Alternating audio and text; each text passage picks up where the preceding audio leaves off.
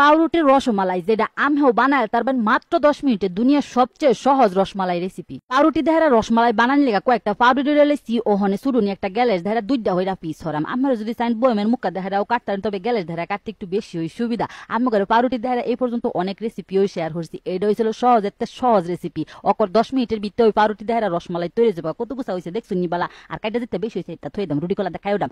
যাও গহনে আধা কেজি দুধের লগে দুইটা এলাচ একটুখানি লবণ দেহারা বালা হইরা মিশাইলাম। ওখানে একটুখানি উতলানি আইলে এটার মধ্যে কয়েকটা পাউরুটি সিরা হাইরা মিশাই দেম যাতে দুধটা ঘন। রসমালাইয়ের দুধ কিন্তু একটু ঘনই থাকে, অল্প দিলে ওইব বেশি দিলে কিন্তু আবার বেশি ঘন হয়ে যাবে। লাইরা সেরা মিশাইয়া হাইরা ওখানে এটার মধ্যে দেওয়া দাম ছিল কনডেন্স মিল্ক। আমরা যদি চান চিনিও দিতে পারেন তবে কনডেন্স মিল্কটা দিলে একটু বেশি ওই স্বাদ লাগে। বালা হইরা মিশাইয়া হাইরা ওখানে একটা থালির মধ্যে ডাইলা দিছি, জুড়াইয়া গেলে গা করে পাউরুটি দিয়ে দিছি। অবশ্যই কিন্তু জুড়াইয়া গেলে গা ওই দিন লাগবে, যদি গরম অবস্থাতে দেন তা কিন্তু গইলা গইলা যাবো গা। দেখছি বলা উপরে ধরে একটু বাদাম ছিটিয়ে দিতেছি। আমার মনে দুনিয়াতে যদি সবচেয়ে সহজ কোনো ডেজার্ট থেকে থাকে এটা। অনেক সময় দেখা যা পোলা ফানতে দুধ খাইবার না, এবার যদি পাউরুটি ধরে রসমালাইটা বানাই দেন অক করে পেটটা বইরা খাইলবো। দুধ যে কুম্বালা খাইছে এটা জানতোই না। যাও গা বিজার তো কোনো প্রশ্নই আয় না। অকরে ব্যাগটা ওই সুন্দর বা বিজবো সেটা বেটা কই আছে। আলহামদুলিল্লাহ অনেক মজা হয়েছে, অনেক কম সময়ের ভিতরে সুন্দর একটা ডেজার্ট। অবশ্য ফ্রিজের ভিতরে ঠান্ডা হচ্ছে না, আমরা একটু ঠান্ডা হয়ে খাইছি। আল্লাহ হাফেজ।